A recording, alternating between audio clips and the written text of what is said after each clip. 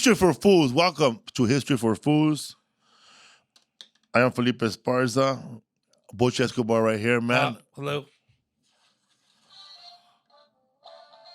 What do you got?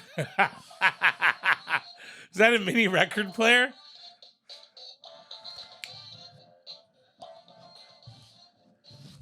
Is that a real? That's a real song.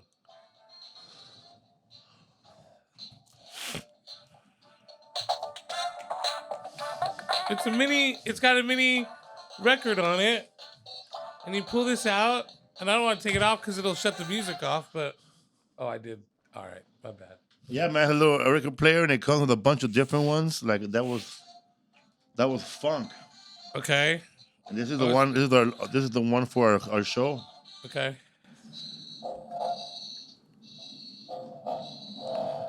Oh, it really is pretty much. Isaac wrote that part. Put it up to the microphone. Yeah, that's like Mindy the Moocher. I love that song. Okay, wow. I also have a classic rock album. Okay.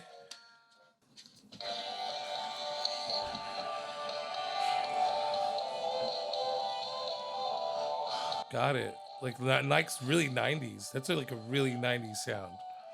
If you had a little person friend and you gave them this, you think they'd be offended? If they were my friend, they would not be offended.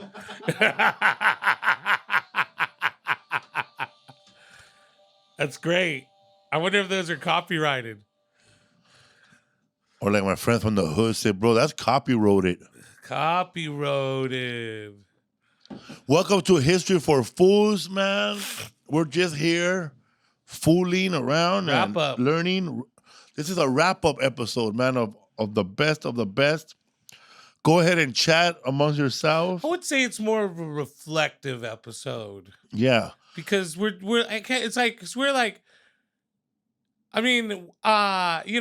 coming to the end of the year here, or by the time this comes out, it'll be the end of the year. And so we were like, well, let's talk about what we learned this year. And then I started to go through the episodes. I think I always sat here for like 10 minutes going over the last few episodes, and we got to 6 months, and I still didn't cover like the other 6 months of what we did when I was rattling off what we did. We did a lot. Yeah, man. You know, how many weeks are in a year? 52. 52 weeks. And we probably took, I don't know, maybe 2-3 weeks, no more than 3 weeks off this year. At the most, a month, dude. That leaves you with 47 episodes, bro, of like shit we learned, dude. Like we did. Yeah. We hardcore learn, like. Yeah, man. So if you're out there watching this History for Fools, go ahead and chat among yourself and let us know what was your favorite subjects, your top 5, because 10 is going to take forever. Yeah, I want to know what you guys liked and why you liked it, too. Yeah, man. Because we want to improve what we're doing here as much as we want. Like, because here's the thing, you guys. I want everybody to share our clips, share our episodes, comment, smash that fucking like button, whatever, subscribe, of course. Do it. But what I would like you to do, because I'm asking you to do us a favor, so in order to return the favor, I kind of want to know what you guys like, what we do. Like, we get a lot of suggestions, and I love a lot of your suggestions, and and I want to get to all of them. Yes. But I also want to know, what did you like? Like, I like this episode because you guys covered it in this way, or you guys did this right, or because we also get a lot of I don't say we get a lot of criticism, but we get criticism, and I definitely consider it. Definitely consider it. Yes. Funniest clip I've seen this week, bro. Show it. This is a guy that was getting bullied, and his mom goes confront the house, bro. Okay. Confront his girlfriend for hitting him, and he didn't want to hit her because he's a man, and men don't hit women. So he took his mom to go beat her ass, bro. I swear, try me. Mom, let's go. Nah, they need to hear me. You don't touch my boy. You got that? On 18th Street. She said on 18th Street. That was one of my favorite episodes. Hey, bro. Was it the one about that kid? Oh, the 18th Street one. Yeah. That one was a good one, dude. That one taught me. That was a long one. It was a long one. Here, the book was so good though. The book that we read for the 18th Street gang episode we had was the renters, right? Or the renters, the rent collectors. And here's the thing, man, is like that one made me think about so many crazy stuff, like that little area, just that one little area. We have patches all over Los Angeles, right? That they're pretty much living in a third world country. Fuck yeah, just little patches. Yeah, yes, yeah, like your apartment. Yes, dude, where I live, no, he's not joking, dude. They got everything wired up, huh? So here it looks like that. Okay, no way, you live like that, dude. Where I live looks just like that, dude. People are still riding bicycles. Yes, there's people riding. There's people riding bicycles everywhere, bro. What are you talking about? So here's the thing about Los Angeles that nobody knows: our public transportation is fucking garbage. You can get wherever you want to go. You can get wherever you want to go. But there's gonna be problems in that bus. There's gonna be. That's the thing, bro. Is like you can really the buses are very efficient in the way that they run their lines. Like I don't wait a long time for buses, but do I feel safe? Dude, I can safely say that the most unsafe part of LA is the metro. It's like. I've been in downtown and not felt more unsafe than when I get on the actual bus itself. Dude. I sent you another one, bro. Another video you can share right now on the subject we're talking about. But that's the thing is it's hard. I'm bleeding here. It's hard to kind of get around this town on public transportation. They make it sound like it's real easy, but it is kind of easy. But there's a lot of buses to catch. Right. There's no straight shot like the Bay Area. It's gonna take you 2 hours to get almost anywhere in this town. So if you had to come to my house or this podcast, 2.5 hours, almost 3 on the bus. I'm just on buses and metro. How long would it take? You want to know what the fucking Google told me when I used to stay with you? Because so when we first started doing this podcast, very kindly, Felipe would go on tour and then I'd come home with him for a week and he had a nice little extra bedroom on his property that I would stay in. And the ADU, and I loved that ADU. It was so nice. Additional cool. Dwelling unit. And so I would stay there. And while I was here, I was like, well, I'm going to go check out the scene in Hollywood. I want to do comedy. I have friends over at the Comedy Store. And I go to Google how to get there on a public transportation. It tells me to take an Uber to the Greyhound station. And catch a Greyhound. Hey, bro, how hard it is. And from the valley, from your every pad, like if you don't live in Van Nuys, you're gonna have to walk pretty far to a bus stop, huh? Yeah. This is this morning right now, bro. Outside the bus stop right today, bro. That's my neighborhood. Hey, dog. That's definitely. This is LA, bro. Yeah. This is LA. This is the California thing. I don't think that happens any other state. You know what? Southern California. Shout out to Northern California. I got love for the Bay. Yeah. Hella love.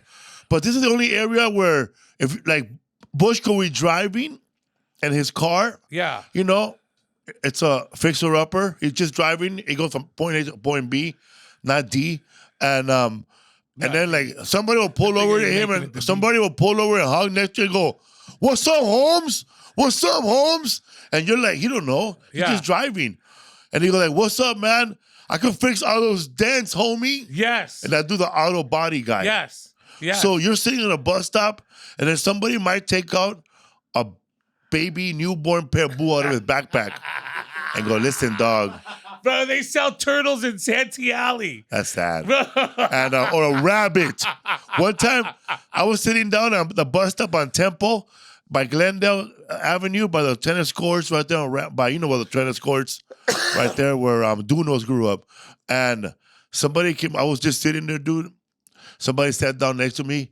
He goes, "Yo, homie, you want to buy some bud?" Oh man, yeah. Because I was in search of. Right. This fool brought out a scale right there in the bus stop, bro. Just broke out the fucking triple beam. He hooked me up with 2 ways. Fuck yeah. So that's what happened right there, bro.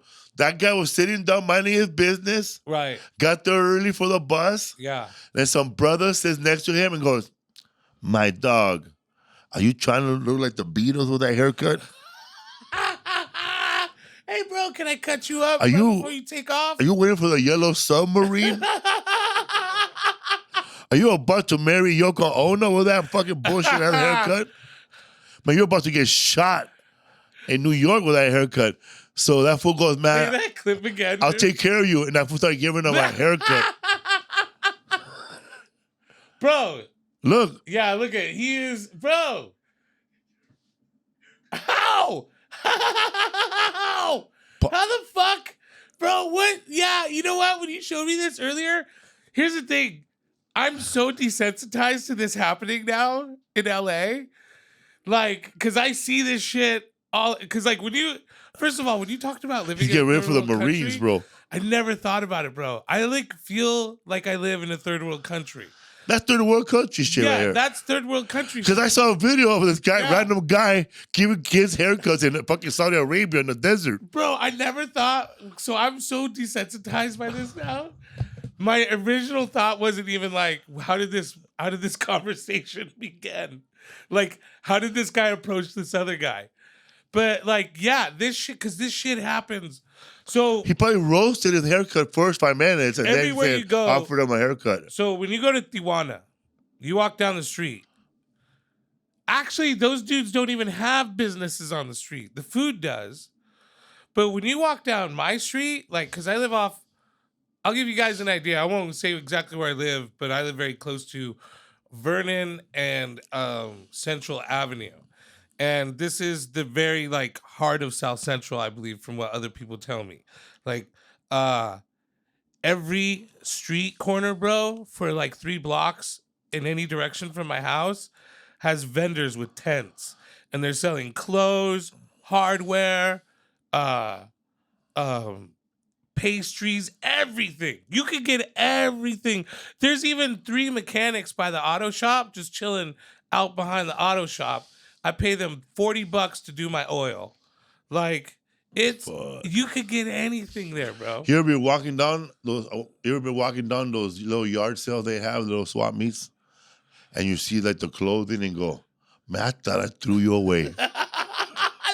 That's the shit I threw out of my house sometimes. Because there's like by the high school by where I live, it gets deeper, bro. Like the houses, the courtyards of the, because they're gated. So you'll see clothes going in, and then the patio opens up, and then there's clothes in the patio. And then when you go in the house, the living room is blocked off, so you can't go any further.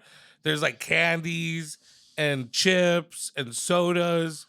And actually, dude, you wonder why, right? You go, how does like the city let this happen, or how is this able to happen at this point? At Pacoima Junior High, when Isaac was in that school, like as soon as outside, right, a bunch of hustlers waiting for these kids, bro. Fuck yeah, bro. Like tamal lady, corn lady, fucking those fucking tajins, bro.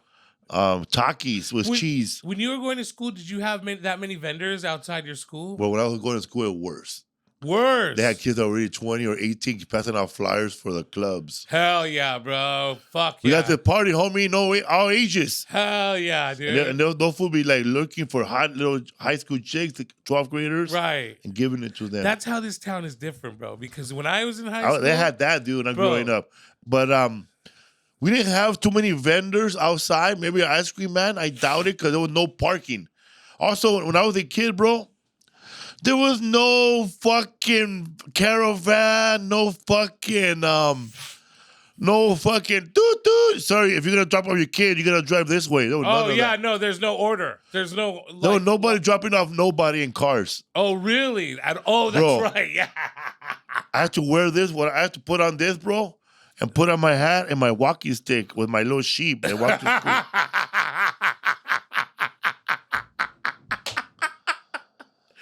If you're listening to this, Felipe is wearing a great outfit. I don't even know how to describe it, dude. This poncho. Right here, man, Isaac Hayes, our distinguished worker here, my son, he made this in 6th grade in summer camp, and they had a bunch of cloth. Dope. Yeah, it's and dope. He didn't want to be a part of it because there was a bunch of girls, but he also doesn't like fire. He don't like roller coasters, so What would you call that? A serape or poncho? This is, bro, what I'm going to be wearing, bro, after the Holocaust when I'm killing motherfuckers who are half alive, bro. This is what I'm going to be wearing, bro, when I steal electricity from When people. you come out to grab someone and take them into the cave. To lead them down into the cave. This is a Tuscan. This is what I was going to wear, bro, before I turned into a Tuscan Raider, bro, from Star Wars. We also got small sizes if your son wants to be a little Jaguar and shit. A Tuscan Raider. So yeah, bro, I could make all kinds of styles. I could make it be like a douche, you know. It could be George Clooney. Right. Yeah, it looks good. How you guys doing there? So yeah, man. What was I saying, bro? Shout out to our last episode before the 2 episodes ago, Black Panthers. I think we hit 1 million views already. We hit 1 million views. Thank you, man. All the people who actually like the subject. Everybody who subbed me. Thank you, man. I got over 100 new followers on Instagram from that clip. I must have got like 200. Because normally they like, but they don't follow. Right. But people are very tight with their follows now. But that clip was, I did like the clip. I like a lot of our clips. There's some. Shout out to Xavier, bro, for cutting it Xavier, together. dude. Yeah, shout out to our. He's directing a movie right now with Sal Trujillo. Are you really? Yeah. No shit. Yeah, you want to give a shout out? What's your Instagram? I'm Xavier Campos. And he does stand up too. Xavier Campos, and he does great stand up. He goes on tour with Pauly Shore, probably. I want to give a shout out to Paul Bondi. Thank you for the cookies last week. I didn't get to give these shout outs last week because I was like, my mind was somewhere else. Ray Balls, always thank you for the donos, bro. They go to the right place, I promise you. We bought our books, and I bought some more writing material this week for the podcast. Dean, your donations are always amazing. Shout out to Dean. Wonderful. I love Big you. D. Big Dean into you. Let me tell you something, man. Dean was one of the first comics I met when I came in as an open micer, and he was the warmest, most loving guy, and to this day always has been. Also, Butch McLeod. Holy fuck, Butch McLeod, dude. I fucking love you, dude. Appreciate everything. Keeping Butch motivated. Yeah, keeping me motivated. Also, helping me out big time, man. He gives me he really helps me out. He gives me some cool stuff to help me with the podcast, and big fan of ours. We love him. I love you, bro. Thank you guys so much for everything. Anyway, back to what we're... Open the box. Okay, Felipe gave me this and said I had to open this. It's from a dear friend of ours. Okay. You got to open, take the click out right there. No, bro, come on, dude. Yeah, I had to, bro. Shout out to fucking... He loves you. He gave me 4 of them, and I'm pretty sure he wanted you to keep Bubs, I love you, bro. Thank you so much, man. Take the little plastic off. There's the little click.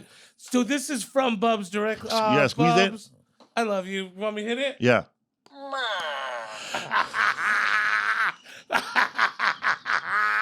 I'm carrying this everywhere I go. You gotta save it, and then when you put it into back, while you put her hair back, go. Record it. When I'm with my girl, I just think up to her and go. Whenever she's doing it, go with the camera. And bro, go, I'm totally not showing this to her until I give her the first. Look up. Let me see. Look up Larry Bubbles Brown. Dude, he's in one of our episodes as well. Yeah. Oh! Yeah, he's in the Alcatraz episode. That was a good episode, too. Yeah, he was in our Alcatraz Show the Alcatraz episode. video. Alcatraz. It's our clip of Alcatraz. So, obviously, there's the very loved Larry Bubbles Brown. Yeah, man. Dude, when did you see him? He went up that was my Christmas present. Oh, my God. He sent me like 4 of them. Oh, my God. These are great. So I'm pretty sure he wanted his... It was released in 1963, right before they killed JFK. Yes. Oh, really? Mm-hmm. So you think that, how many people did it hold when you were there? About 240. No chicks either. Wham. So you think it's a good idea to open it up? Would you go in there and check it out? I'd turn it into a casino. Get some chicks over there, have some fun. Wow.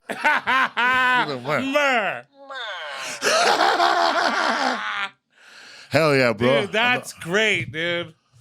Yeah, so I kept one, and I'm gonna give Rodrigo one and Marcelo Arguello one. These are great, dude. Yeah, I mean, dude, this is something that I'll keep forever. This is forever. Dude, this is so Do it great. again? Dude, this is. You guys gotta know. If you don't know, if you know, you know, man. Dude, come to a show. Larry Bubs goes out with Very Felipe, funny guy. Often, and and that's the thing is you got to go to shows because you never know when Larry's gonna pop up, and he's fucking hilarious, dude. He's gonna be at my show in I think he's gonna be at the show in Chumash Casino. Oh, is he? Okay, I think so. You know something, man? Like, you know how much I loved living in the Bay Area, yeah, and how hard it was for me to move here, and make the big jump to come over here. I will say one of the coolest things for me when that first year when I was really missing home was seeing Larry out on the road because he's home to me, bro. Yeah. Like growing he's the up, Bay. Coming up in the Bay, Larry's the biggest deal in the Bay Area, you guys. Like, he has the most success out of any comedian in the Bay Area. And he continues to stay there. He loves where he lives. He loves living in the city, San Francisco. But he's a funny comic. And one of the things that I love about Larry is he genuinely loves comedy. Like, you will see Larry chilling at almost every show. Dude, there's so many shows. I can't even tell you where. And he'll just pop up. And he's done urban rooms too, all the rooms. All of them. Oh, yeah. No, everybody has Larry, dude. So yeah, check out Larry Bubs. I don't know if I don't even know if he doesn't have an Instagram, does he? Does he have a website? No, just Facebook. Just Facebook. Bro, he barely got a his phone was so old that the phone company that owned that phone and the Verizon, whoever gave it to him, told him, man, we're gonna send you a new upgrade by a new phone, don't worry about it. Right. Yeah, because they were like, we don't even know how to run this his phone. You could get on his old phone. You could get on the internet, but you gotta scroll all the way around because the whole page was huge. Yeah, that's Larry. Dude. One of my favorite times is we were out on the road. I think we were in what was that? No, up north, that casino. Not Coalinga. Thunder Valley. Calusa. Calusa. Yeah. We were in Calusa and Larry was with us, and we're all eating at the buffet and we're quiet, and Larry's just kind of sitting there and he goes, finally got a new phone. Oh, yeah, because he's telling us about the phone. And he goes, yeah, I got a new phone now, one of those smartphones. I get why everybody likes internet porn now. Yeah, man. And Rodrigo just puts his fork and knife down and he just starts laughing. I know, man. Because it was genuine. He wasn't even trying to be funny. He was just trying to say, this was a year ago, too. This wasn't 10 years ago. This is last year. That when he started getting a purple mark right here on his arm.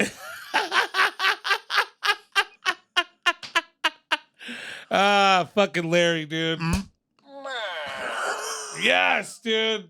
This is the best thing this is the best Christmas gift I've gotten all year. Yeah, man. Thank you. Mer. Oh, yeah, we have another one, bro. This is the best clips all put together, bro. Right here. Oh, shit. Play it loud.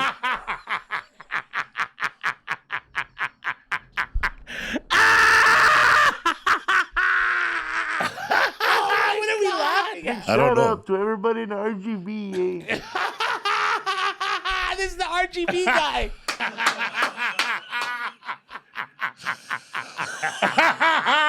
Stop laughing, you idiot.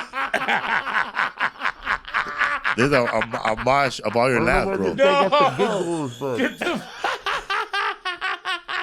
I know, it's so good. ¿Por qué tu dedo?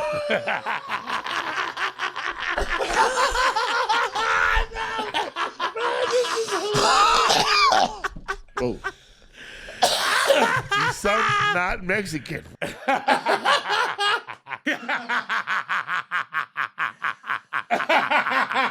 Exactly. Bro, this is my worst nightmare. That was like, if I go to hell, that's just gonna play on loop for me, dude. Just like that was cool. Thank you for that. Hell yeah. That's great. Thank you for that. History for Fools. You know what I like too, man? I like the one, the best podcast. I like the ones that are like touch about LA. Right. Like the oil one. The oil one. Yeah. And the water one, bro. Don't forget about the water. The the water one was so good. Mulholland. Yeah. Was that this year? I can't even remember, but that was the water one's the best episode in my mind. Like when people go, "What's your favorite episode?" Mulholland. It doesn't even matter because the water one was so. Here's the thing, man. One of the things I love about what we do is because, and this also was what I was talking about when we were talking about 18th Street, was I learned about the subject, which was the gang, right? In that one. And then Mulholland, you learn about the water. But what you learn along the way is things like with the gang thing, I learned why there's vendors all over LA. And why there's 18 and why they made the gang because they were not allowed to be in the other gang. Right. Clanton 14. And why they were so diverse as well. Clanton 14 was all Chicano. Yeah. And then with LA, also you learn about the water, but you learn about why there's why we have the San Fernando Valley as part of Los Angeles and how that became a city overnight. And it became the largest city in the world or in the country overnight. I can't remember. They got punked. But like you learn about that. You learn about California altogether. You learn about how water wars work because that water war is being replicated all over the world right now. So you learn stuff like that, and it has a huge impact, on the world. Like you think, oh, one little thing. We did Prohibition lately. Prohibition, yeah. And you hear about Prohibition all the time, man. Like it's part of our regular learning in school. Obviously that it did shape America or whatever, but I didn't realize how much. I didn't realize how significant. And I didn't know that when the Prohibition was crazy because you touched upon parts that didn't like read about how they had to throw a spear campaign first and blame it on immigrants and blacks getting fucked up. They're gonna take over the white women. Right, KKK was behind it, and they were like people were just running with, and that's the thing, man. Is like, I'm trying not to get too political here, so I won't. I don't think it will, but like you have a guy, you have a group of different social groups of people using one movement to further their cause. And they don't, and in the end, KKK didn't give a fuck about prohibition. A lot of those guys were drinking, making their own moonshine, but they latched onto something that was going to propel their campaign. So when you hear about like, oh, fucking, we don't like immigrants, well, maybe those guys actually don't care about immigrants, but they're just using this immigrant thing to further their cause. Or, even, dude, fucking, I'll go on the other end of the spectrum, you have these like people who care about this animal that's in this forest that's about to disappear. They don't really care about the animal. They're just furthering their campaign cause, So it's like, sometimes I read that and I go, oh, that's happening now. And that's the one thing I love about this podcast, bro, is there's so many things like, like the Black Panther thing. I mean, look at our latest clip is the Black Panther clip. Like Feinstein, bro. Does she really want those nice talkers to get caught, or she want to put herself out there on the front of the camera? Bro, that's a great example. That really like bothers me to this day, bro. I know that bothers you. She go wear the alligator shoes. Yeah, because she gave away. Because she used that opportunity. Right. She wanted to just further her campaign ideals. She didn't give a fuck, dude. She wasn't even thinking about the implications of this. She didn't probably visit none of the victims' homes. No. And that's the thing. She probably spoke outside the house, ladies and gentlemen. Bro, that's the thing is it's like politicians don't give a fuck about you, dude. They don't. They'll go out there and stand in front of like they should like if they burn down 5 taco trucks. They'll stand out there in front of them and do a little political speech. Totally. But they're gonna buy 5 new trucks. Right. Yeah. They go buy you like the Goes Five Guys new trucks, but there's like dudes all over the city that don't have trucks now or whatever that are like got burned down as well. So it's like, and no one's saving them, no one's exposing them because, well, it's not important or whatever. And that's what I'm saying is it's just like, it's just interesting to me to read things that we think are actually new to us that are happening now that actually have happened in history before. Yeah. So as we sit here, we go, one of my things that people get mad at me about, and oh boy, here comes the comments, is they go, this is the worst time ever in the history of the world or of America or whatever. And it's like, I beg your pardon. No, it's not.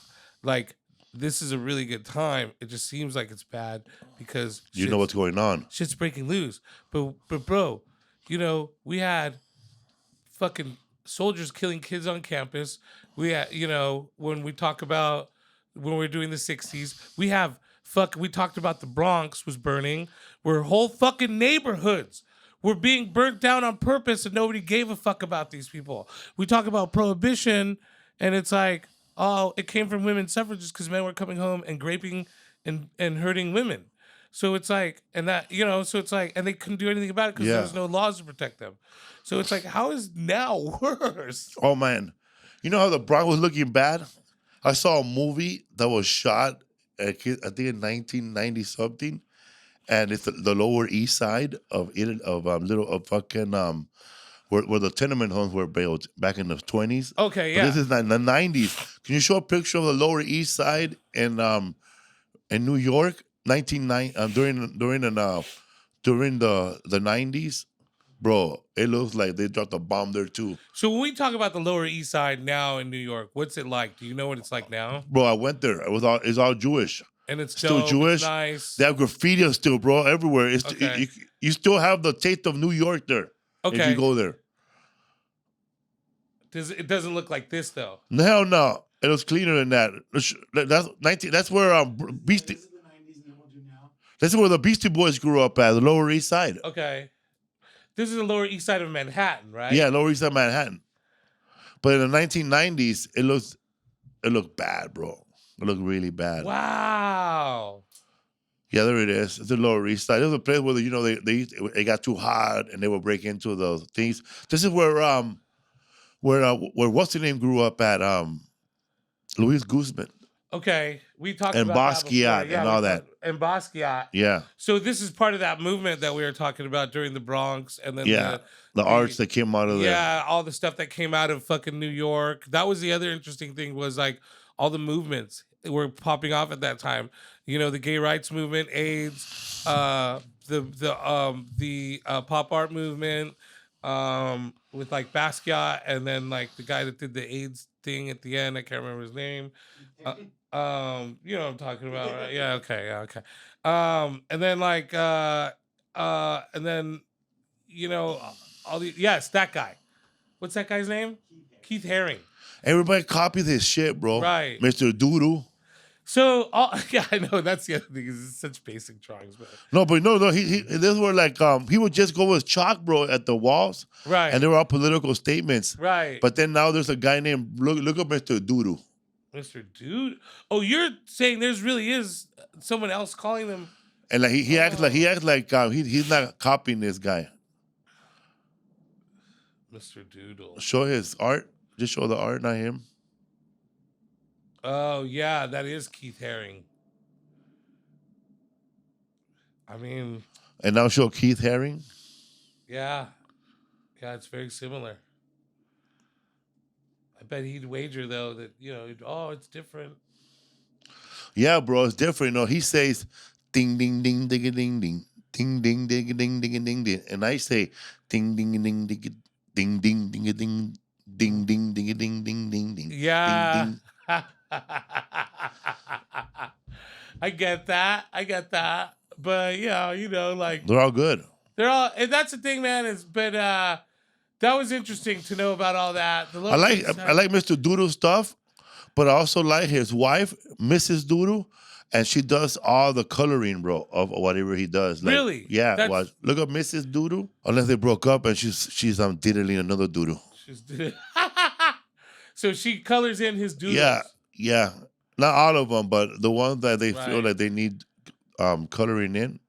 She colors them. But this guy's like some guy probably with a lot of anxiety who has time to do all this. I think, I don't know. That anxiety definitely is something that happens. But, if you have all the time to do this, dude, it comes from somewhere. Maybe a trust fund or something. I'm not trying to say anything. Yeah, that's true. But like, But if you were poor with no trust fund and then your art was just like this, you think there's something wrong with it? Can you imagine me going to my dad and being like, I have an idea and a Sharpie, my friend? Bro, your dad would have got that marker, gave it to black guys, and then looked at you and goes, says, let me know you want the real ones.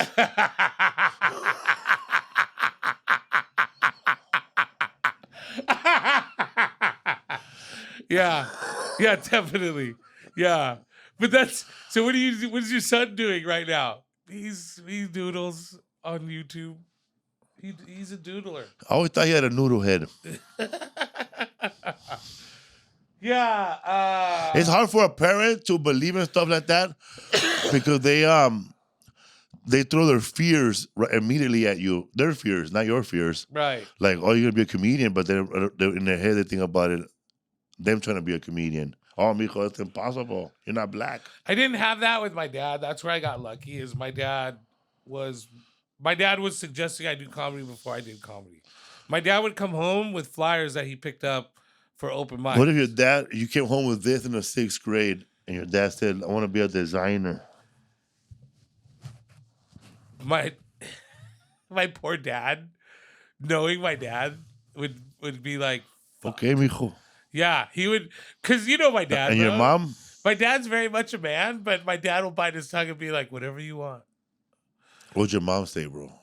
My mom would be like, no, you just want to spend my money.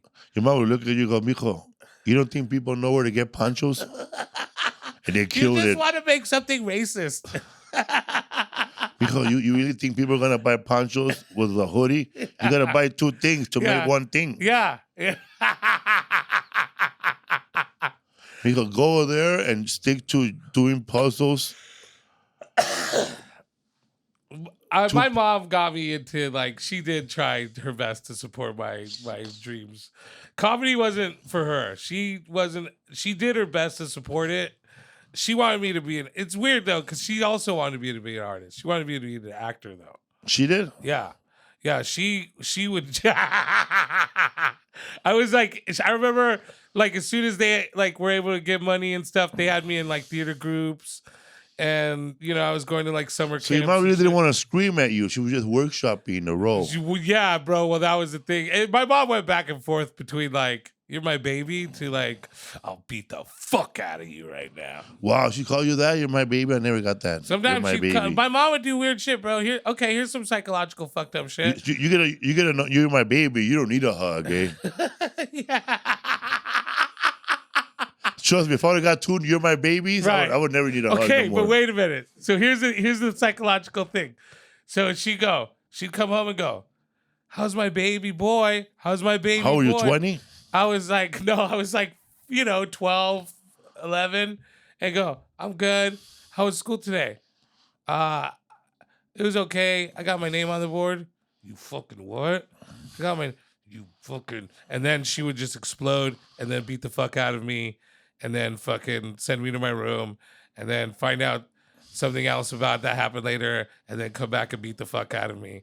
And then I wasn't her baby. You're lucky, bro. I told my mom I had a girlfriend like in 5th grade, and she was chasing me around trying to grab my penis. No, why? Really? You have a girlfriend, mijo? You have a girlfriend? Yeah, see. I'll embarrass. Yeah, those humiliation things were, I got those tactics. I didn't have a too. girlfriend again until I was 20, yeah, bro. fuck no, bro. Fuck no, I'm not bringing anybody I was traumatized. home, yeah, fuck no, dude. No, fuck no. I never even my sisters never had boyfriends, supposedly, dude. Like my sister. Meanwhile, they're pregnant again. Yeah, bro. No, we never talked about that shit with our parents. Never, huh? No, it humiliated us. Yeah, my mom did humiliation shit like that too. My parents were the kind of person, if you tell them you have a girlfriend, they may go get a job. You have a girlfriend, mijo? Boy, you ready for a job, huh? So if you have a girlfriend, you better be ready for a job. Did you ever hold the flashlight for your dad while he's working or anything like that? Fuck yeah, dude. And that whole shit went down the way you would expect it. So the flashlight fell in the engine. You guys couldn't find it? Over here. Well, okay, first of all... They were screaming at you? In all fairness, I have ADD. So, like, I'd start shining the light somewhere else, and he'd be like, can I get you to shine it over here, please? Yes. And it'd be like 2 times. So you would get the light and shine it yourself and go...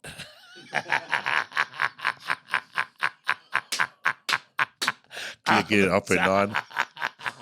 Trying to open it and shit. You get that exhaust look. You open it up and shit, and then you mess up the little spring, and then you put it back. It don't close. You start getting scared. Yeah. I've fucked up a few things like that, dude. Yeah. Me, bro, I was holding a light, and I started like putting the light, connecting the light on the thing, so I wouldn't have to hold it immediately. And I just put it right there like this. Right. And then I was holding on, but then it wouldn't hold on. Right. Then I found my dad's head, bro. Oh, no. Oh, did he beat the fuck out of you? I don't remember, bro. I woke up the next day at church.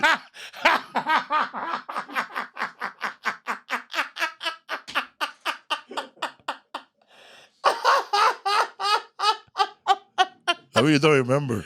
I know it. I think he must have closed You up. said, I don't remember. The next day I woke up and went to church. Yeah.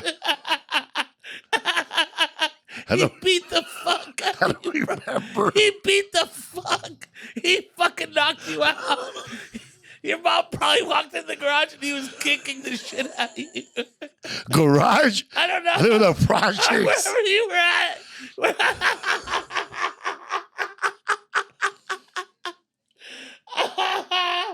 Oh, God, bro.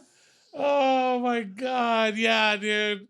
Did you ever, like, see, here's the thing, dude, is, I don't think when you're a kid like that, you don't think of your parents as something you have to defend yourself from. So, like, as soon as he goes to hand you the flashlight, in your mind, you don't go, oh, fuck. You just go, sure. And then you hold it, knowing every other time this has happened before, he's fucking, you fuck up, you get fucking yelled at, you get the shit kicked out of you, whatever, dude. My mom, all the time, bro, was like, I don't know how many times I just was like, oh, fuck, what did I just walk into? She'd be like, Mijo, come here. Hold this for me. Hold it. Hold it. I said, hold it. And I'd be, I'm holding it. No, hold it right. And it's like, I'm holding it right. And no, you're not holding it right. And it was just like, oh, bro, fucking nightmare, dude. My dad was like he would do stuff that you could do like if you like knew how to grab a bus schedule, or call the bus station and ask them how long does it take to get here. Right. So that fool put me in a bus, dog, and from where our stop. How old are you? I was like 12, 14. Okay. 12. From our bus stop, it was on 4th and Glass. That's the bus stop. And right there, our bus was a Montebello bus. So no LA municipal bus used to pass through there for some reason. I don't know why.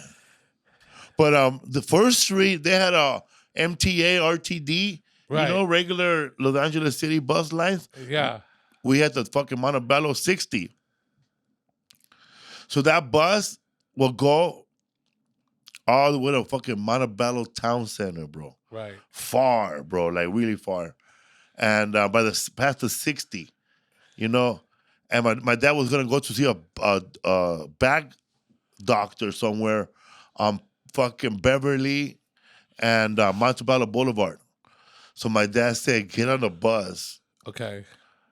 And when you get there, call me so I could know how long it takes to get there. No way. Wait a minute. Your dad wanted to know the right amount of time it took to get from point A to point B on a bus, and he sent you out like a Pony fucking, Boy Express, like right a here. test pigeon to like see. I was scared as fuck in that bus, bro, myself. You were like 12 years old. I was like, prrr, prrr. And what's the furthest you've been out in LA by That's yourself? probably it, bro. Jesus. And that's got to be terrifying, like going, because that's fucking far. From Boyle Heights all the way to fucking Beverly Hills. Montebello. Beverly Boulevard, yeah. That's fucking far, dog. Even further, right? Yeah, it's far. Yeah. And then did you keep the time? You were just supposed to call him. Well, yeah, but when I get there, I forgot to call them. So I went across the street and I went back.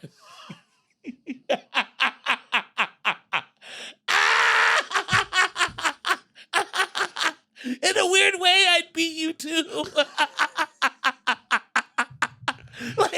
like you fucked up. But imagine, bro, if somebody would have told my dad, "You're stupid for doing that." He goes, "You're stupid. My son is stupid. I made him do it again." Right, bro. So I had to do it again. Like, it's crazy that he asked you to do it, but it's even crazier that you were like, yeah, I didn't even call. Oh my God, that's fucking hilarious, dude. I forgot, bro. So then I had to go back, and this time I did call. How long did it take? I have no idea, man. You're like, it's like the drop though, bro. You like call, I made it. But after that, man, I didn't care no more, man. I was taking the bus from my house all the way to Venice Beach now. You realized you could go places I on that places, thing. yeah. Yeah. So that was the thing, is because there's a lot of dudes that from your neighborhood that never even went to the beach. Never. But you were like, fuck it, I could get out of here on the bus. That shit is far, though. For a little kid from where I live all the way to Montebello. How far? It's far, right? Boyle Heights to Montebello? I'll tell you right now. It's like a 45-minute ride. We're going to do the heart of Boyle Heights. 4th and Glass to Beverly and Montebello. I think it's 45-minute ride. 54 minutes. Yeah. That's an hour. That's what it took. That's an hour. But to go to the beach now, to go to like Venice? 2 hours from 4th and Glass. Yeah, 2 hours. 2 hours. You would have to catch the number 10 bus or the number 4 to Malibu. You're right. Wow, bro, you still know that. Hey, man, whenever you want to go, let me know. I know how to get anywhere, bro. I know how to get anywhere. You have an audition at the Universal? You gotta catch the fucking bro. That's the sad part about once you make it to the valley. If you're not catching a train, you gotta catch the 100 buses, the 105, the 155, and those are the buses that go through that empty area in the valley. Yeah, the back. I take the 105 sometimes. It's a sad one, huh? Bro, that bus. That's the one that I'm talking about. Like you're not safe on. Like, bro, you see people on wheelchairs fighting each other. Bro, don't touch my wheelchair. It is. And the other thing is good luck getting on a bus that smells good. Like, because I have a car, okay? It's not the best car, but I have a car. And honestly, if I didn't have my car, I'd probably just find another car because I'm a car person. But I love taking public transportation. And hopefully someone from LA City hears this, because it's like, dude, I participate in public transportation here like a good fucking Samaritan. And I try to do the right thing. But getting from LAX to my fucking house, it's a fucking nightmare, bro. It's like I hope I don't get mugged. I hope I don't get fucking. I'm a 6'1". I'm not even afraid to be. I live in South Central. I'm not afraid to walk to the store at night. But I'm afraid to get on the fucking bus. If that gives you any fucking idea, dude. Bro, I was when I was in high school, I used to sit in the bus, in the back of the bus with the window open, bro. My hand out like this. If I need to open it, be like when this. You could open it, yeah. Smacking fools, bro.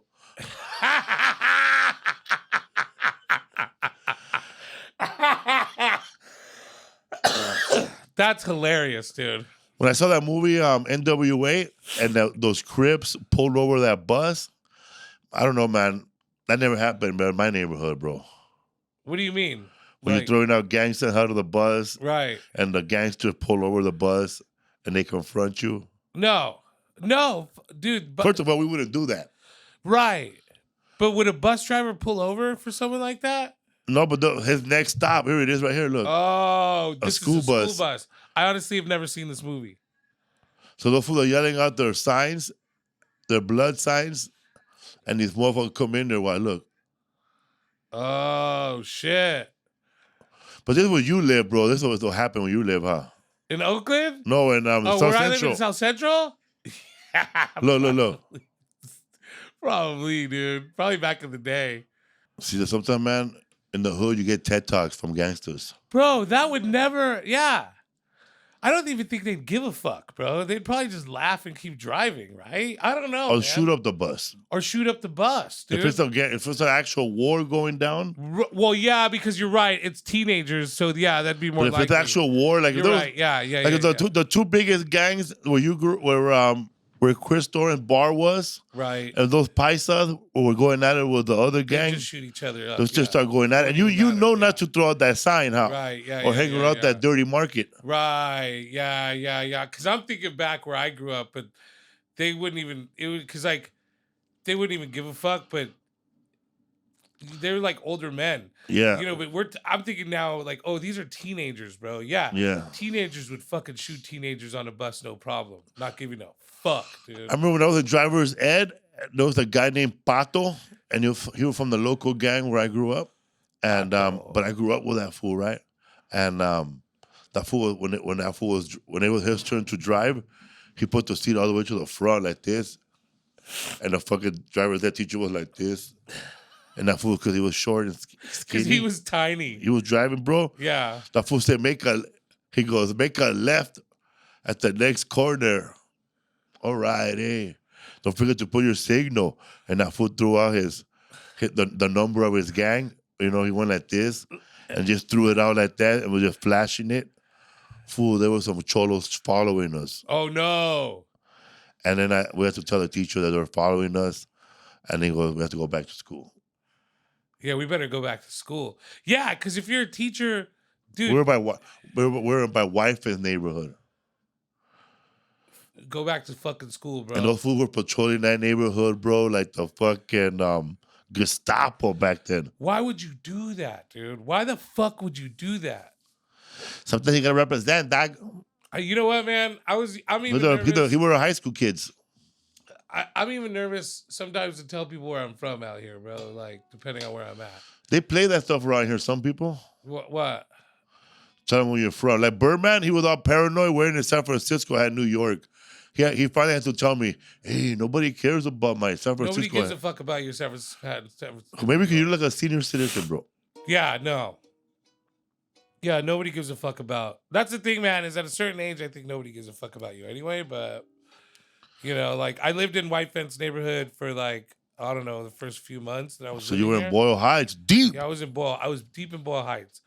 And I kind of just, you know, I was respectful. Because I don't know how it is over there. You know, like, old school dudes where I'm from, bro, they don't give a fuck, bro, because they're old, you know? But you don't know, man. Like, gangster shit's everywhere, dude. But I know, man. You think people in Los Angeles, like when we did our the debt collectors, you think people in Los Angeles and the Bay is different from other states? People actually gangbang here forever, huh? Gangbanging here in California to 100. Different, yeah. Gangbanging here is just different in the Bay in California in general. Mexican gangbanging in California is different in general because there's no real purpose to it, bro. Like, there's no like, because like in Chicago, you could want to control streets because the drugs are corners are flowing in and out, right? Where in California, it's just like what color you claim, you know, like I'm sure someone's gonna be like, no, it's not true, but I don't know, bro. Like, I had a cousin who worked in probation, and he worked with gangs, and he said he went to Chicago, and he was talking to gang members in Chicago, and they were like, y'all don't even have a reason to be gangbanging, yet you guys gangbang harder than we do. And so, yeah, I think it's just a thing that we do. And so, yeah, I think there is. I'm always worried about some old cat that if I'm like, yeah, I'm from San Jose, they're going to be like, oh, fuck you, you fucking northerner. You know, you fucking buster. You know, like, but it hasn't happened yet. So, like, you know, but I'm not gang affiliated. What is that? What am I looking at? The Afro. The number. Oh, shit. We hit 1 million, dude. That says 1 million on it. We did it on the pod. Bro, we hit 1 million on the pod. Yeah, bro. What a way to go out this year. Fuck yeah, dude. 1 million views on our Black Panthers NRA discussion, which it got a lot of feed. It got a lot of feedback. When Lisa was sharing this, she goes, "This probably is going to get a lot of views. People are going to be fighting each other and arguing." Yeah, there's a lot of. I will say there are some people that are upset with us. But it's the law. That Right. we just grabbed something out of thin air that doesn't exist and made it all up. Bro, what bothers me is there's people on there that are like, You're right. You guys got from AI. some guy. What? Like, It really happened, dog. he goes, It really happened. let me just- Read them, bro. Read them, and also put their names. I'm also, but I just want I to. just gotta say this to you guys. I read 2 books on this. I didn't go to fucking AI. You know, we didn't repeat anything that didn't happen. Like, that's the weird thing, bro, is that people are like, some of those people are like, do your research. And hello. I'm gonna go into these comments now. Holy fuck, there's 63 more comments in the last hour that I checked, bro. Holy fuck. They all say die, Butch. But there's a lot of people supporting what we were saying. Not that we needed support. Go subscribe. Imagine if 10% of the people who listen to the video were to subscribe to the podcast. Right. Yeah. All the good comments are at the top. I'm not sure anybody on here really knows what led to this. Also, using the explanation provided by A is very lazy. Do the research. The NRA was trying to promote lawful gun ownership after extremist group. This is someone who's trying to wrap their head around somebody that they supported that did a bad thing. Yeah. And because we weren't repeating anything that wasn't true. Yeah. Okay? The NRA, along with Governor Reagan, wanted fucking gun control in California because black dudes were walking around with guns all of a sudden and it freaked them out. There's no fucking mystery here. No, and I'll double down on that one too. When what's the name? I can't think of his name. Hinckley tried to assassinate Ronald Reagan. They came up with a Brady bill because that Secret Service guy named Brady. Right. He was shot with an assault rifle. So Okay. they banned assault rifles because Ronald Reagan was shot and he had so much pressure by everybody that he folded and said no more assault rifles in California, which is why we don't have assault rifles sold in California anymore. Okay, so here's the thing. That was a Brady bill. That's the Brady bill. Yeah, what was the Brady And bill was say? that like that? My whole thing is this. Brady bill was a Secret Service guy that was shot. What did they say? There it is. Eventually, a former President Reagan himself, a longtime supporter of the NRA, publicly endorsed the Brady Bill in 1991 op-ed, a move considered instrumental in its passage. Yeah. Reagan supported the fucking Brady Bill that outlawed Assault rifles in California. And they tried to assassinate him when he was president, not governor, right? Helgato 0260, repeat after me. Ronald Reagan supported the fucking Brady Bill, bro. You listen. California only. Why? Sorry, but they banned it only in California, not the whole country. Right. But to me, it doesn't matter. That it's just that they sit there, these NRA I know, dudes, right? Fucking Reagan, brother, Reagan was a real brother. president, Reagan this, and Reagan that. Reagan, together with the NRA, supported a bill in the clip we're talking about to restrict gun use, right? In the streets. And they didn't do it anywhere else. And here's my thing, dude, is like this guy's mad and he starts to tell us you're being lazy for using AI. You need to like delve, and it was for support. You know, he goes, AI is using the explanation provided by AI is very lazy. I did not use the explanation provided by AI. History mandates what happened. These fucking black dudes found out that they had gun rights. They exerted their fucking gun rights. They showed up at the fucking the Capitol. And it freaked out Ronald Reagan because he was giving an interview to kids and he saw it. And he goes, what the fuck? How does that happen? And they go, well, sir, it's legal. Well, let's make it not legal. And then he so there's no fucking, there's no gap in between that. When you sat there, remember that guy from Pineapple Express? Black people have assault rifles. Illegal. But here's the thing, dude. You're mad because you like the NRA and you like Reagan. It's fine. And that's fine. I love guns too. You know what, dude? I am a big President Obama fan, but I know he made mistakes. I know the drone shit. I know all that stuff. I'm not a fucking fan to where I'd love him and suck his cock like people do with Trump. I'm just saying I liked him as a president. I liked him as a politician, okay? But he probably did some shit, and you probably could point out shit that he did, and I'd be all, yeah, all right, and I'll live with it. But you can't live with that. The NRA made a decision towards gun control, that they supported it along with your hero, Ronald Reagan, and you're like, but that didn't happen. One of the problems that I think we're having here is that we go, this isn't happening. Well, yeah, it is. Here it is. Yeah, I know, but I voted for that guy.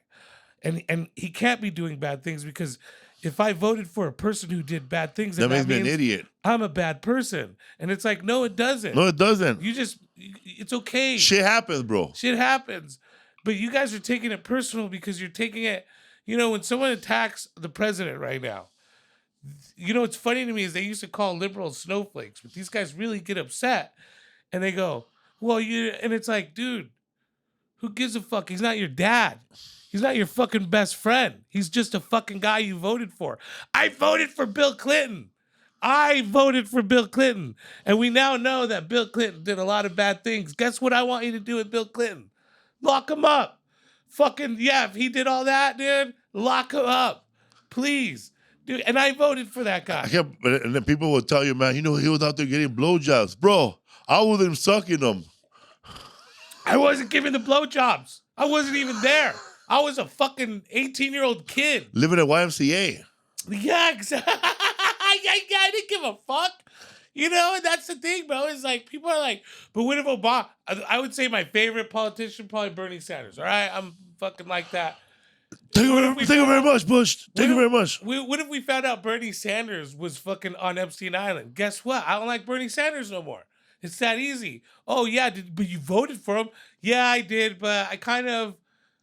now I changed my mind because I found out that he did some stuff. Okay. Bernie Sanders was actually at Gilligan's Island. Bro, Bernie Sanders was fucking... Yeah, bro. He was protesting that there were no white people. He was protesting... There was only white people on Gilligan's Island. He was protesting the house, bro, which was why they got on the boat. They're getting away with lots of money in those bags. These people represent the top % of our economy. They should not be taking all the coconuts here on this island. Yeah, dude. I'm just saying, man. We all vote for the wrong guy. We all make mistakes. I mean, it don't need, but this guy has to wrap his head around what the NRA did, and it's like, go for it, bro. Whatever makes it right in your mind. That's what that's called. Remember, people used to say that? Whatever makes it right in your mind, bro. We're doing a lot of whatever makes it right in your mind right now. All of us. Not people on the right, or just people on the right, or just people on the left. Every fucking person in this country right now is doing whatever they can to make it right in their mind. And I'm just saying, look at the fucking truth, you guys. Look at history. History teaches us so many wonderful things. Keep watching us. Don't use us for homework. Use us as okay, these are two guys having a discussion that they never would have had they not had this podcast. Because these discussions are healthy for you guys, dude. I don't know who the fuck you are, but trust me, a little history goes a long way. We just want people to go to our comedy shows. Yeah, that's really all we want. We want you guys to buy our merch. All we want is people to buy this bowling shirt right here. Oh, this bowling shirt? Look at that. You see? Oh, look at that, dude. Where can we get it?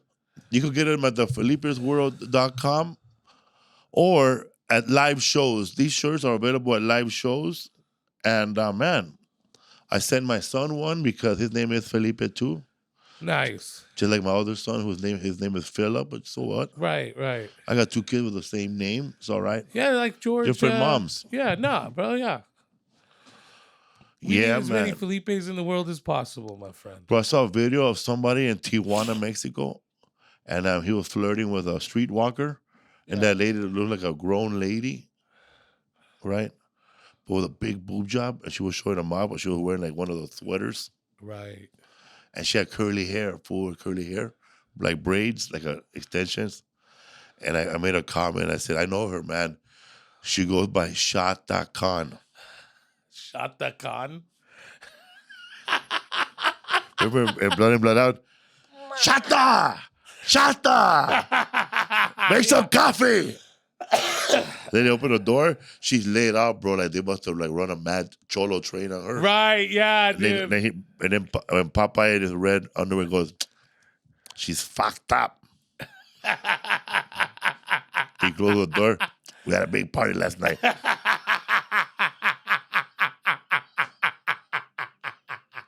He was supposed to promise me promised me a room. Hey, this in the pen. When you get 3 meals in a cot. 3 hots and a cot. He goes, I did something like, pardon me, your highness. This ain't the joint where you get 3 hots and a cot or something like that, bro. I used to know that in my heart. Right. Now I don't know it anymore. And then that's the first time he gets there. Yeah. The second time he gets there, the guy pulls a gun to his head. Who the fuck is this? Who the fuck is this? Oh, that's Miklo. He's one of us. That's right. He's trying to get great. He just came home from doing a 12-hour shift. From working at the tire store. Pichi vapor. Pichi vapor. He gets a gun to his head, dog. Oh, he's already being taxed at work. Yeah, dude. He gets a gun to his head. Bro, I just want to come home and sleep on my couch. Working 12 hours, getting paid for only 8. And that guy, he just wants to go home, bro. Make a couple noodles, bro. Right.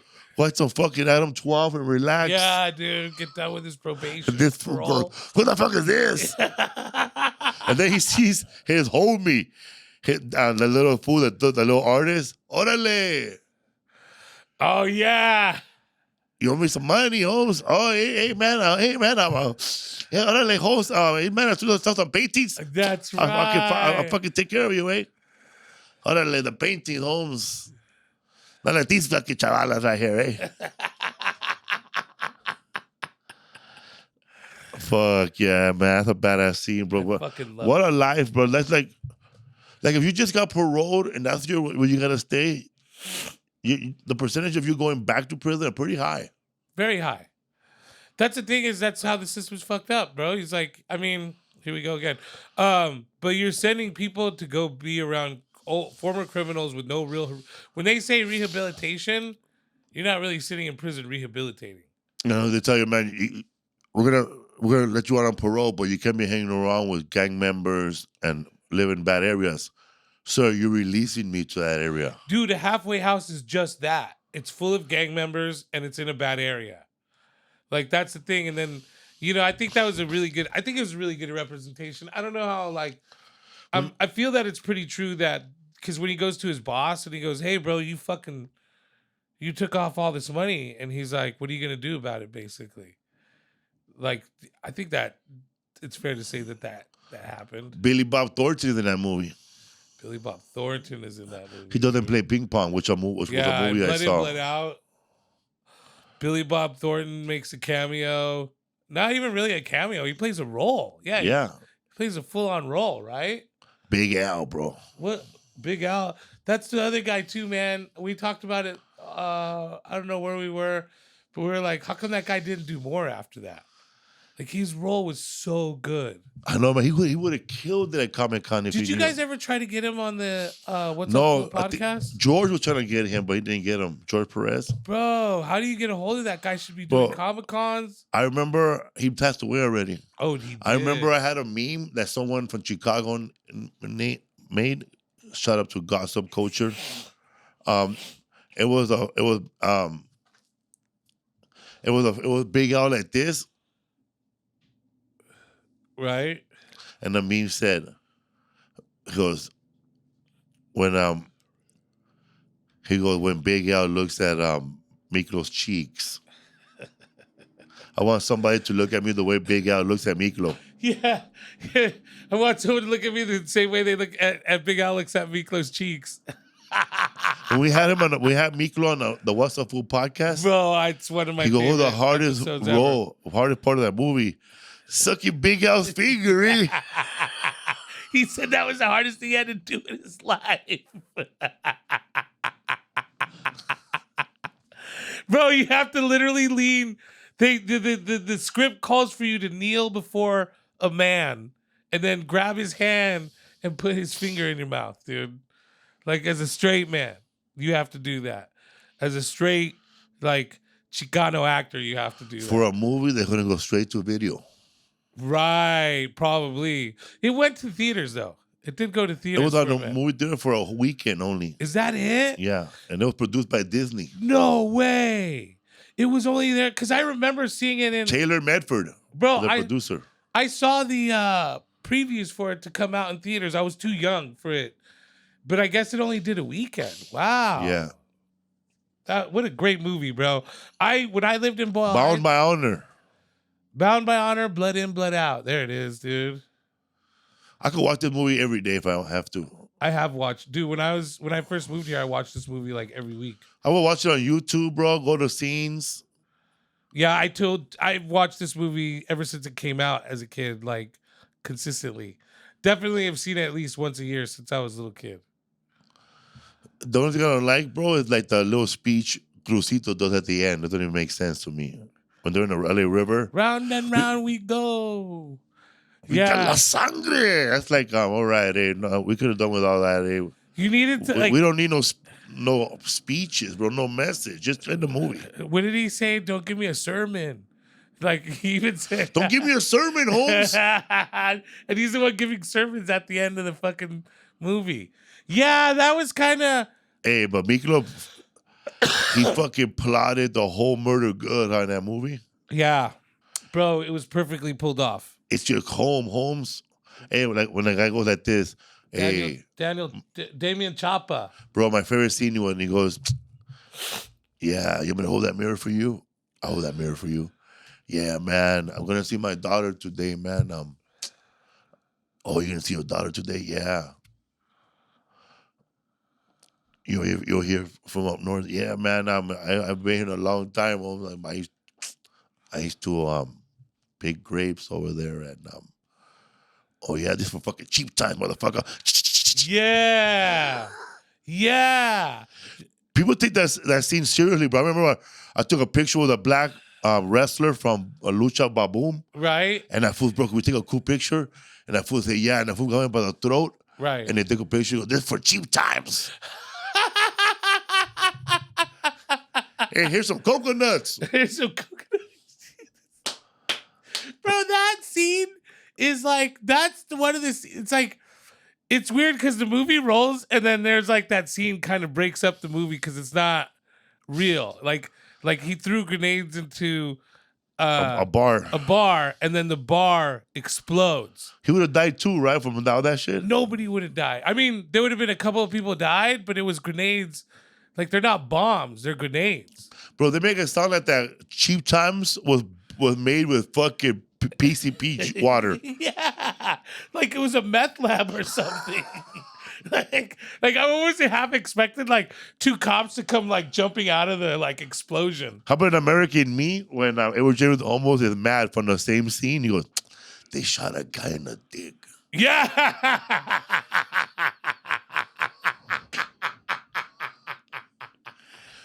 Now we're fighting with them negros. Eh? Yeah, I think some people took the movie seriously, and it's great. It's a serious movie. It's a good movie, but it's just like you got to laugh at that. My shit. first scene, American Me, is how many Italians OD'd? They ain't no Italians in Boyle Heights, Holmes. That guy's a real Hazard Cholo, bro. The guy that served that line. Really? And all those kids that were ODing right there, they're all from Hazard. Oh, shit. For real? Well, I saw the documentary, dog. I like you know the how it scene goes. where he tells him to look at him seriously. He goes, look at me seriously. What does he say? Look at which one? The shoe guy. Oh, when he tells that guy to go kill the other guy. Nah, bro. When he's getting his shoes. I get like that in real life, bro. I don't know why. I gotta cut that out. Yeah. I get that, bro. Like if I'm trying to talk to somebody and then they He's snub just me. doing his bitch job. Hey, Holmes, look at me when you talk to me, Holmes. Yeah, I kind of like that too. Me too, bro. But now I gotta change it, bro. Look at me in my face when you address me.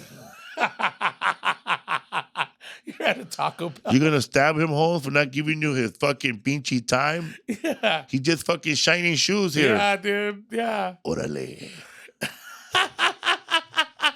But bro, my favorite part, bro, is hard to watch too, because when they give that fool the hit, and he's trying to explain to him, bro, what happened to the other guy who didn't want to do the hit. And he goes, I'm gonna tell you something, little puppet. What happened to Pie Face? I didn't like it, Holmes. But it had to be done. It took a lot of years to get this clique together. And we just can't give it away like that. I mean, you knew that Pie Face was down. And I knew that he was down. But what was everybody else gonna think? So, it's up to you, little puppet. I mean, if you don't want to do it, it's up to you. Pretty much saying that you're gonna be dying, motherfucker. Right. Yeah, you're next if you don't. Like you're fucked either way. Yeah. I like when he tells that other guy, he goes, "What the fuck is wrong with you, Holmes?" And then Edward James almost cussed off JD. It's okay, Holmes. A blank stare, a pause. And then he felt very proud that fool put a hit on that dude. Right, yeah. That fool said a blank stare. He hit a blank stare and a pause. How poetic. Yeah. Yeah, Santana was poetic. Right? Was that his name? Yeah, Santana in the movie. Yeah. How about the one when in Blood and Blood Out when he goes, what does he say when he goes, oh man, it's stupid that one part, but it's funny, Brand. When that fool starts fucking dancing to that hot ass chola. Oh. Searching for my baby. Before he gets his back broken. I did that one time, bro, at a club all loaded.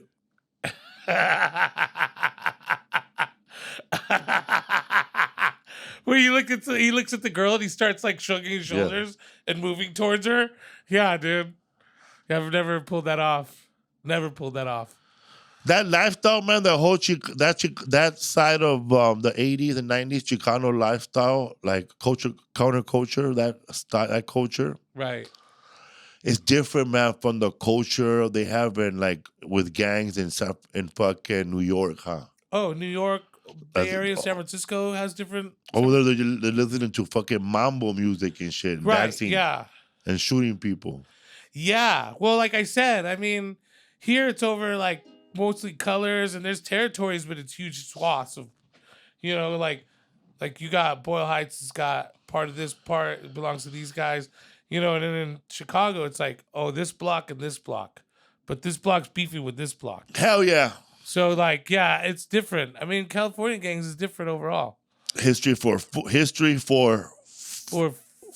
I don't know. History for fools. Oh, we're gonna get shot now, bro. I know, man. What is that for something? Thank you, everybody, for putting up with us every year for the last episode. Thank you, man, for 1 million views on that. Love you guys, on man. that episode. And what else? Before we go, if I could think of the top 5 off my head, I would have to say it was not in this order, but it was the one with the girls in the paint. Oh, the Radium Girls. Radium Girls, of course. Yeah. I like the Water Wars with Mulholland. Yeah. I like the Pimps. Pimps and Hoes. Pimps, Hoes Down. Good. Yeah, dude. That one was really good. Bitch, you should be represented. Yeah, I like that one, bro. And I like the one about Venice Beach Oil. Venice Beach was great. And we didn't do Charles Bukowski, right? We did Boyle Heights. We haven't done Charles Bukowski. Boyle Heights was good. Yeah. Yeah, and the pastrami one that got a lot of views That too. one got a lot of views. My favorites are gonna be this year. Gonna be the Black Panthers. The Patty Hearst one was really fun. Oh yeah, because those were all done in the Bay Area. I would say my favorite might be because it just changed how I look at literature. Is where did we go when we went to Hartford, Connecticut? Writer of Tom Sawyer. I'm just having a blank right now because I'm a stoner. Mark Twain. So doing the Mark Twain episode was really, really good. I loved that one. Jack Kerouac was good too. Jack Kerouac was a great one, and then the Bronx Burning also was very impactful. I would say those are my top 5. And the Hawaiian one. Oh fuck! How could I forget the Hawaiian one? No, 536 AD. What am I talking about? Yeah. Oh, holy shit! Yeah, when the world was ending. Yeah, dude, that one was really good too. But yeah, man. So many. Thank you guys for watching. Write them down. Let them know, man. We're going to keep pumping them out for you guys, and we'll see you next week. Also, man, if you wanted to revisit another subject and get back into it, because I know some of them we run out of time. Yeah, we'll do it again. There's so many things we walked away from and been like, oh, we forgot to say this, or we forgot to. Our longest episode probably was a stand-up comedy. Yeah, that was when we were kind of experimenting and we were doing like volumes at a time. Anyway, we love you guys. We'll see you on the History next for Foos.